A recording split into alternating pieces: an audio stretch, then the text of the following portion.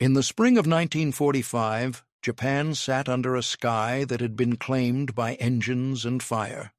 Cities that once pulsed with industry were simmering rubble.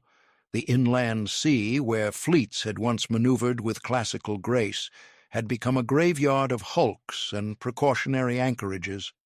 Out of that wreckage rose the last great symbol of a particular kind of war Yamato built in an era when battleship tonnage and heavy caliber represented the truest argument of national might. She was not only a ship, she was a statement writ in steel, a testament to a doctrine that measured power in displacement and belt thickness. The 9 18.1-inch guns that crowned her turrets were the supremely visible proof of that doctrine. They could hurl shells heavier than a small car to ranges that once made navies dream of surface duels. Yet, by the spring of 1945, the arithmetic of war had shifted. The air, once a stage for observation and spotting, had grown to decide the fate of fleets.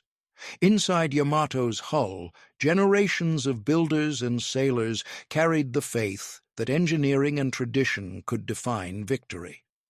The ship had been conceived and constructed under secrecy in the 1930s with a single-mindedness that bordered on devotion.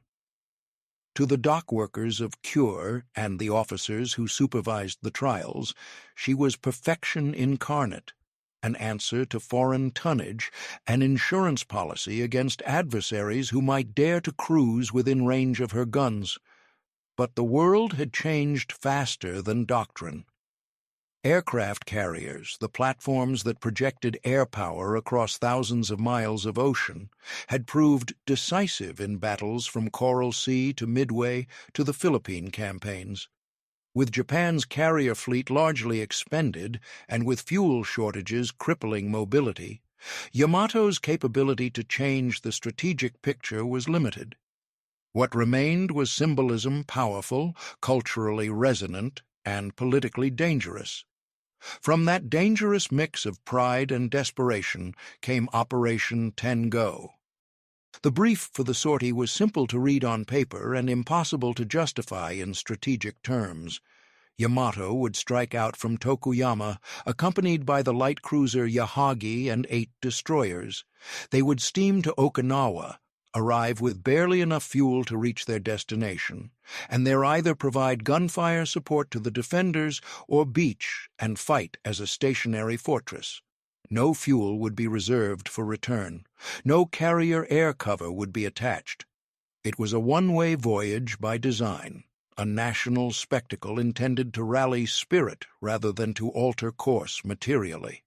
Order and ritual took hold as the crew prepared. Men wrote hurried letters to their families and tucked talismans into uniform flaps. Some composed prayers in corners of the wardrooms. Others, younger and less reflective, practiced jokes to keep the edges of fear from becoming sheer panic. Officers who privately counseled a different course kept their protests to themselves in deference to duty. Vice Admiral Seiichi Ito reluctantly accepted command of the operation. Captain Kosaku Ariga took the watch on Yamato's bridge. Both understood the strategic futility, but were bound by a chain of command that valued ritual and perceived honor. On April 6th, under a gray sky, Yamato slipped her moorings. She moved with a ponderous dignity that disguised the cruel arithmetic of the voyage. The destroyers formed a scrim about her, small, urgent craft buzzing like insects around a leviathan. Crowds gathered on the shorelines of the inland sea and watched as a national emblem moved beyond the horizon. For many watchers, the departure felt like a funeral procession. Inside, the crew settled into tasks. Stokers tended boilers, engineers checked pumps and valves, gun crews performed last-minute maintenance, and loaded belts with ammunition that would never come close to reversing the strategic calculus. At dawn on April 7th, the Pacific presented a false calm. Seas lay glassy under a pale sun. A thin mist bled across the horizon. High above, carrier aircraft had already detected the Japanese formation. Task Force 58. America's most lethal concentration of carrier strike, power-organized response planes, massed squadrons that would imminently intersect the Japanese column. Over 400 aircraft prepared to launch. To the American commanders, it was simple. Yamato must not reach Okinawa with the capacity to fire upon transports and amphibious ships. The means to prevent it was air power and mass. Naval doctrine had evolved to prioritize reach, sensor synergy, and the ability to deliver multiple waves of ordnance precisely onto a point target. When the first American squadrons made visual contact mid-morning, the sky above the Japanese formation became a theater of motion. Hellcats and Corsairs scrambled ahead as fighter screens. Avenger torpedo bombers readied low ingress runs. Helldiver dive bombers climbed to approach vectors that would deliver plunging force onto deck and superstructure. The attack doctrine that had matured across the Pacific unfolded with almost preternatural coordination. Fighters suppressed local air defenses. Torpedo planes delivered crippling keel-sided explosive charges, and dive bombers smashed superstructures and strafed decks to disrupt crew operations. It was an integrated orchestration of movement that Yamato's heavy guns, brilliant as they were, could not counter in full measure. Yamato's guns replied with thunder. Anti-aircraft teams worked their positions in practiced, desperate choreography. For the sailors at the mounts, this was their chosen arena: defend the ship, keep guns firing until the air became untenable. The ship's defenses were considerable scores of anti-aircraft batteries arrayed to create a ring of lead and shrapnel, yet quantity could not substitute for the vital defense offered by fighter cover and the agility of smaller craft against high-speed, low-level attackers.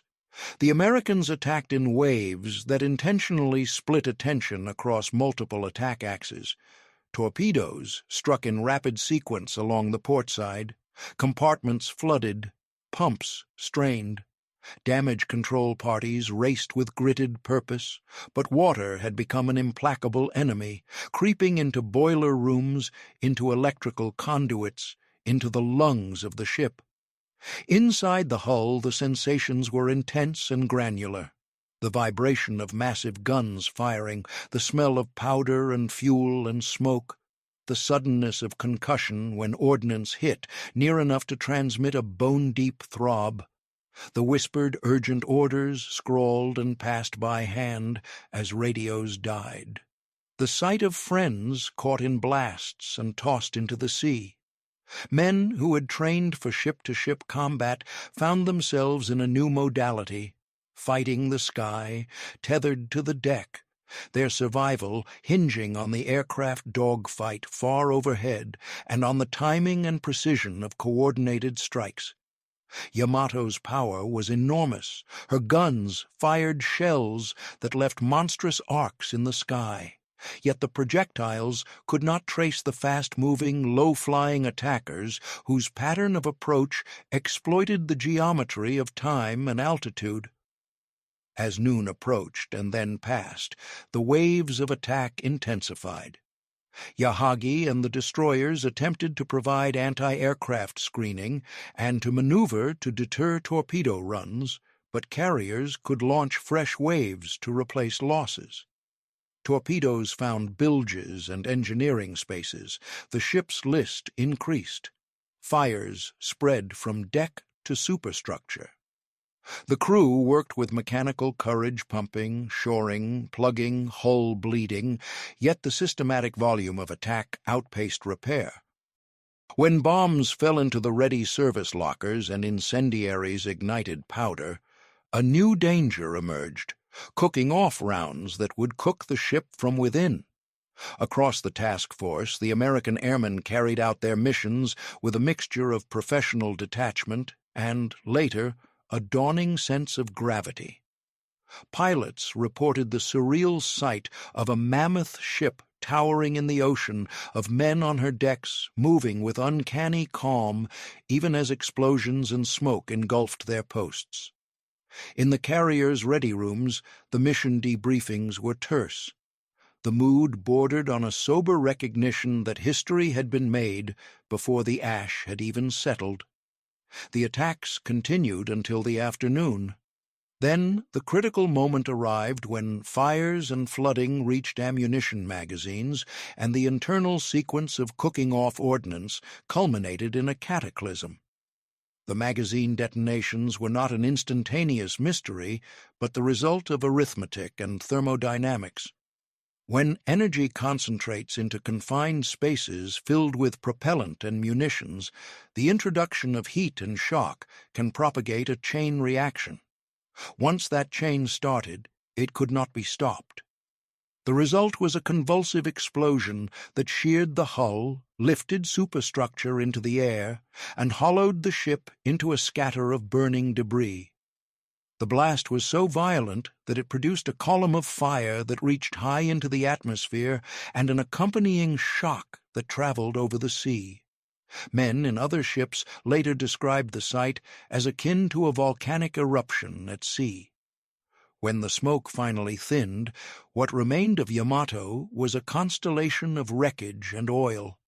Survivors, scattered and grievously wounded, clung to life amid the floating ruin. The human cost was profound. Thousands boarded that morning with discipline and purpose. A few hundred returned. Signals and dispatches later tallied the losses and provided cold operational summaries, names, numbers, times, but they could not catalog the small, vivid human moments that defined the day. A crewman passing a photograph into a lifeboat, an officer tightening a strap on a gun mount with trembling hands, a young seaman whispering his last words to a comrade as flames licked his boots. Survivors would later recall the discontinuity between their training drills and the visceral reality of being enveloped in a sky full of ordnance, in which the sea itself transformed from an ally to a murderer. For the Japanese state, the loss of Yamato was both a morale blow and a narrative problem. Official statements framed the sortie as a noble act, an illustration of sacrifice and undefiled loyalty. But privately and within naval circles, the acknowledgment grew that a doctrinal error had been paid for in lives. Officers and strategists debated in hushed tones. Had the emphasis on battleship supremacy blinded planners to the need for carrier attrition avoidance? Had production choices favored tonnage at the cost of pilots and planes? These debates would later become part of broader post-war reckonings. For the Americans, the destruction of Yamato validated a hard strategic truth. Air power, massed and coordinated, could control the maritime domain. The carrier groups that launched the strikes had demonstrated operational reach, sensor integration, and logistics superiority. The carriers themselves, with their flight deck economies and continuous sortie generation, now held the center of naval strategy. At a symbolic level, the spectacle of Yamato's destruction signaled to the world the end of an era. The age of the gun deck and the gunnery duel had been eclipsed. The war's final chapters would be written by aircraft, by submarines, supported by air, and eventually by guided missiles in decades to come. Yet the story of Yamato did not end with a magazine blast. Its cultural afterlife proved complicated.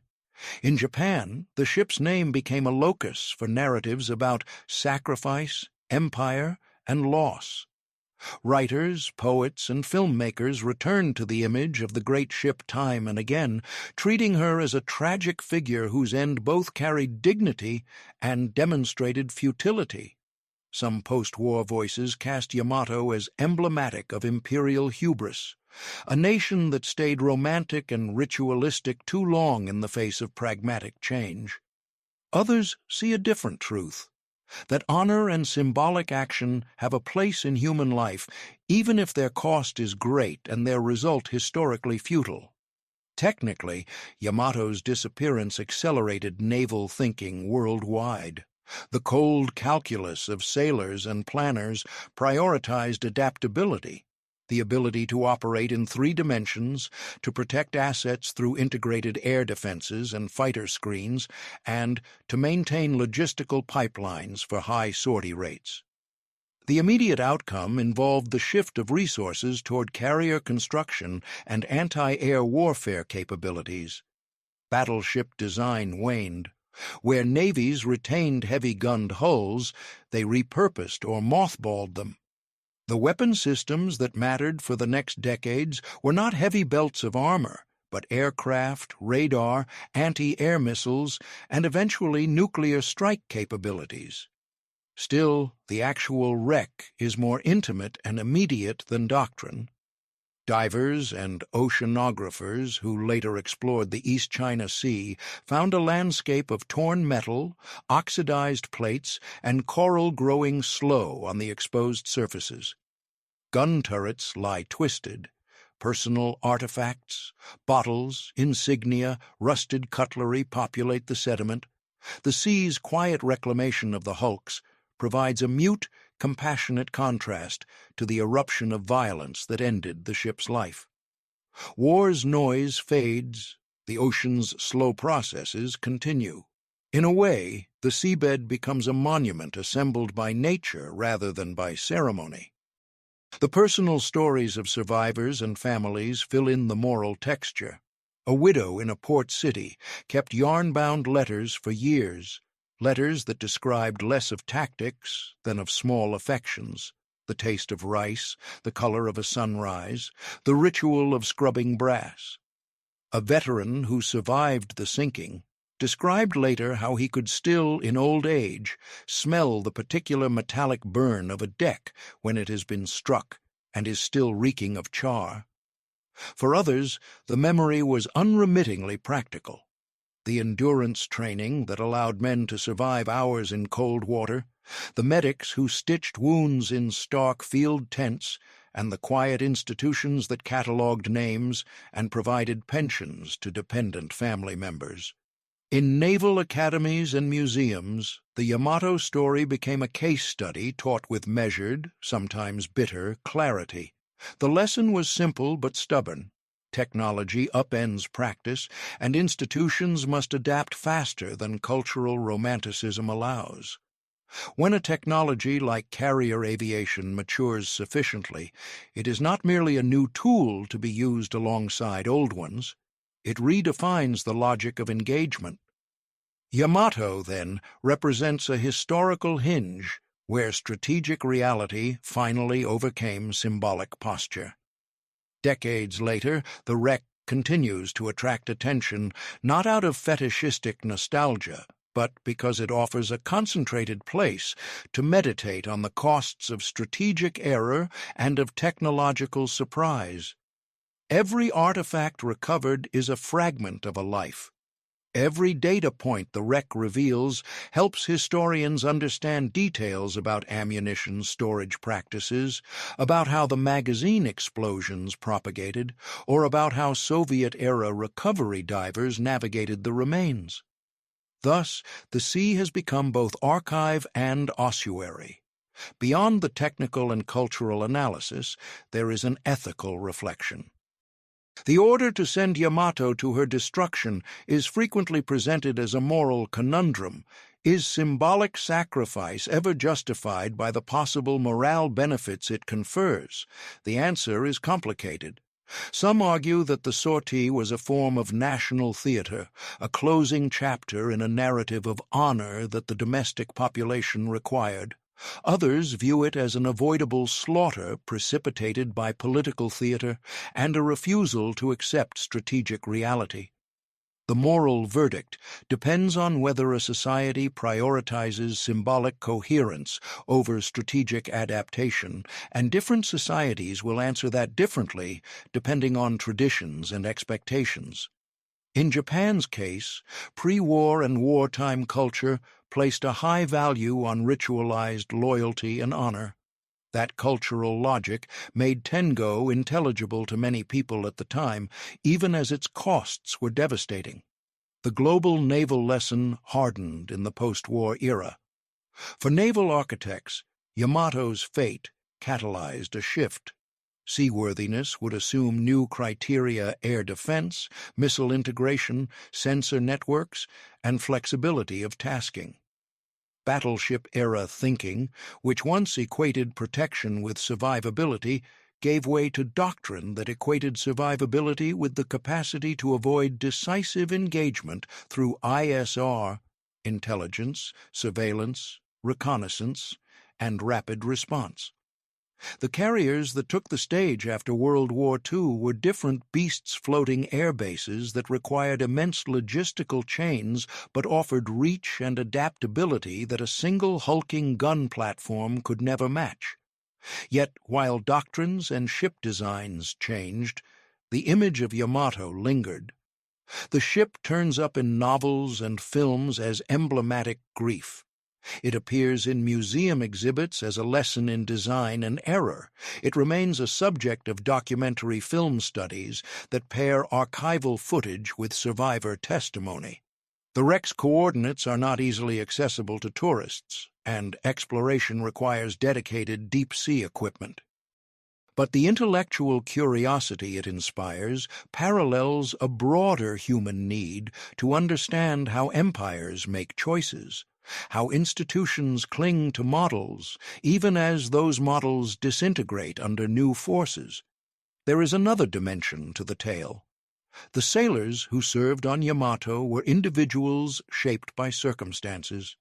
They were not faceless tokens of prestige. They were sons, husbands, brothers.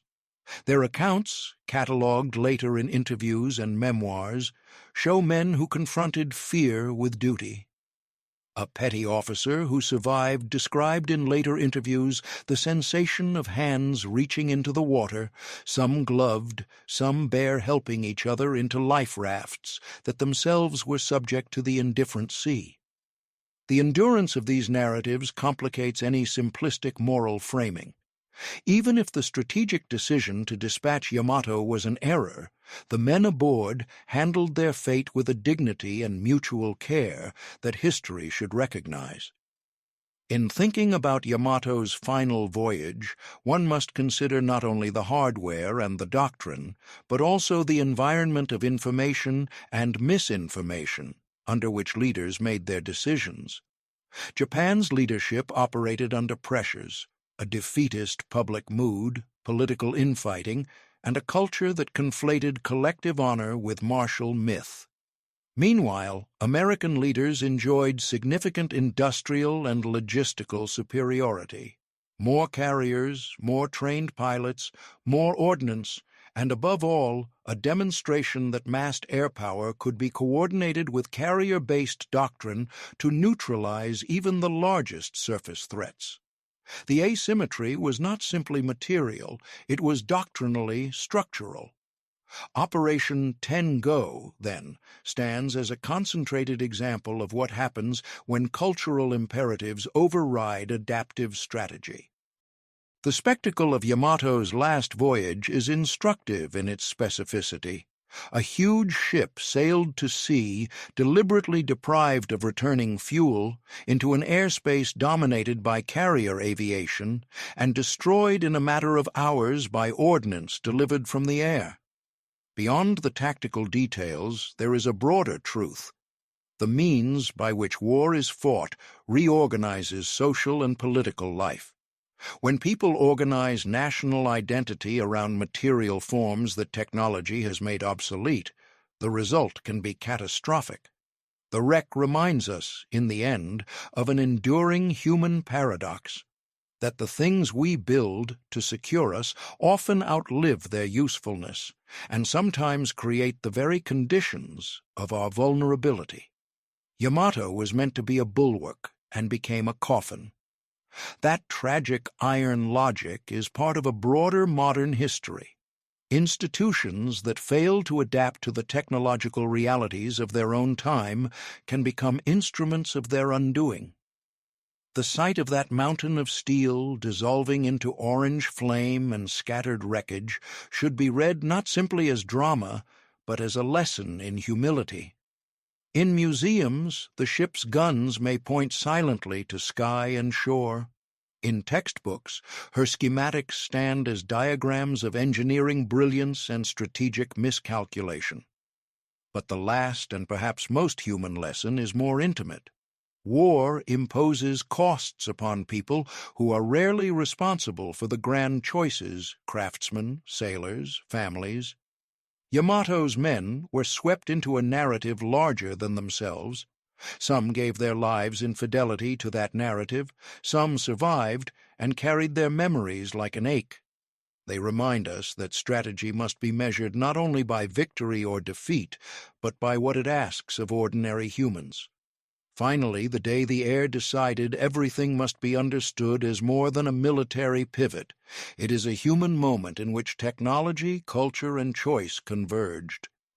From that day forward, the sea would be dominated by things that flew, the carriers and later missiles and aircraft that could strike from beyond the horizon.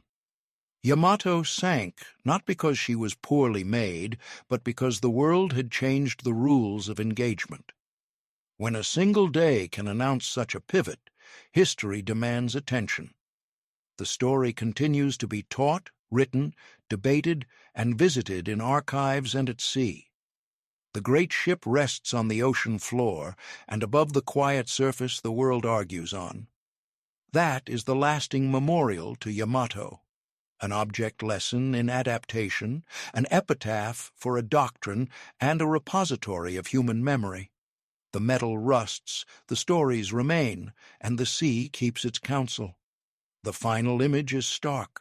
The sun sets over an indifferent Pacific.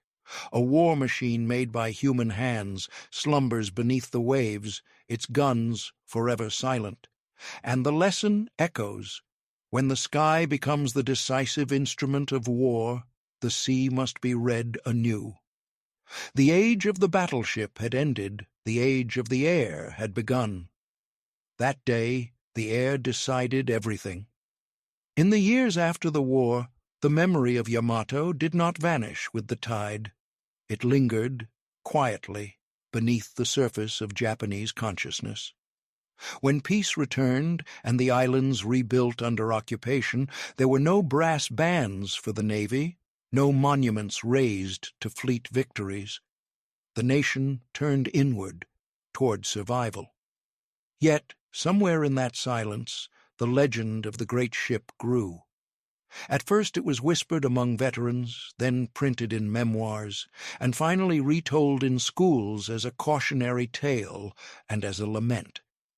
To speak of Yamato was to speak of a Japan that had believed power could be carved from steel and duty could outweigh death.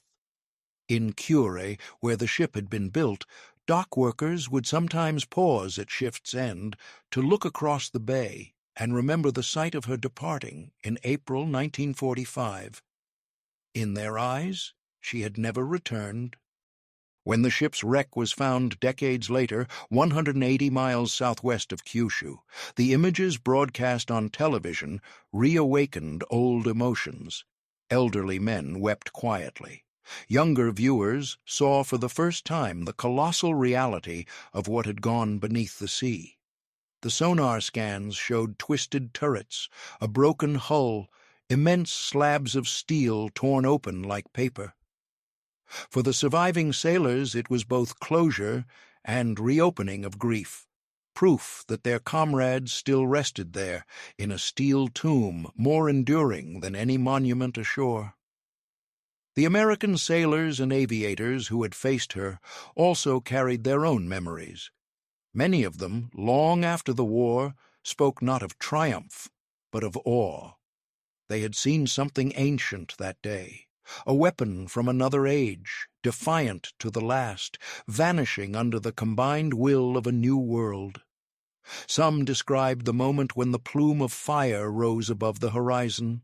Others remembered the uneasy quiet afterward, the sudden sense that they had just witnessed the passing of an era. To them, Yamato was not merely an enemy, but a mirror of their own technological evolution. They, too, served aboard great machines, and they understood that one day theirs might be rendered obsolete by newer inventions, just as Yamato had been. In time, scholars would write of the ship as more than a machine. She became metaphor of hubris, of loyalty, of tragedy born from technological faith. The writers of the post-war generation, raised amid ruins, found in Yamato a symbol for the contradiction of modernity, that progress and destruction could be twins. Poets compared her to cherry blossoms, splendid, short-lived, doomed by their very beauty. Filmmakers recreated her voyage again and again, turning steel and smoke into parable. The ship's name even entered pop culture, attached to works of science fiction and animated fantasies where a resurrected Yamato sails the stars, a dream of redemption through imagination. Yet beneath those reinterpretations lies the sober truth. The ship's end marked a shift not only in military strategy, but in human understanding of power. The 20th century would no longer measure might by armor thickness or gun caliber, but by reach, coordination, and intelligence, first mechanical, then electronic, and eventually digital. Yamato's death foretold an age when information would decide wars as much as firepower. The sea she ruled for a day would become a theater for radar, missiles, satellites, and data links, invisible forces that no steel belt could deflect. When divers descend to her resting place today, the water is cold and dim. The outlines of her hull emerge slowly, like a mountain in fog. Fish drift through corridors once filled with men and orders. Coral softens the wounds of metal. On the ocean floor lies the silence that eluded the ship in life. There are no banners, no sound of engines, only the slow movement of life reclaiming death. For those who visit, historians, naval officers, relatives, the experience is solemn, almost sacred. Some leave offerings, paper cranes sealed in waterproof cases, or folded flags carried down by submersibles. They drift beside the wreck, symbols of apology and remembrance. Above the waves, Japan's maritime self-defense force trains not in worship of the past, but in awareness of it. The names Yamato and Musashi are spoken with respect, yet the ships that now bear their heritage are leaner, faster, governed by new doctrines. In their operations lies a quiet acknowledgement. Strength without flexibility is vulnerability. To honor the dead is to learn from their errors, and still the legend persists, not because it glorifies war, but because it captures something deeply human, the moment when conviction meets reality, when courage collides with inevitability. The sailors who died aboard Yamato did not choose their orders, but they met them with dignity. Their ship, conceived in pride, perished in futility, yet their humanity survives in every retelling. The lesson she left behind is not one of nationalism or nostalgia, but of humility, a reminder that every age believes its weapons to be final, its technology supreme, its ideals eternal, until the next revolution proves otherwise. At sunset on that April day, the ocean boiled where she had been, then calmed as though drawing a breath. The air that decided everything settled again into silence. Above the Pacific, contrails faded, the carriers turned for home, the sea rolled on. The world had crossed a threshold that could never be uncrossed, and somewhere deep below the Yamato rests, not as a relic of glory, but as a monument to change itself.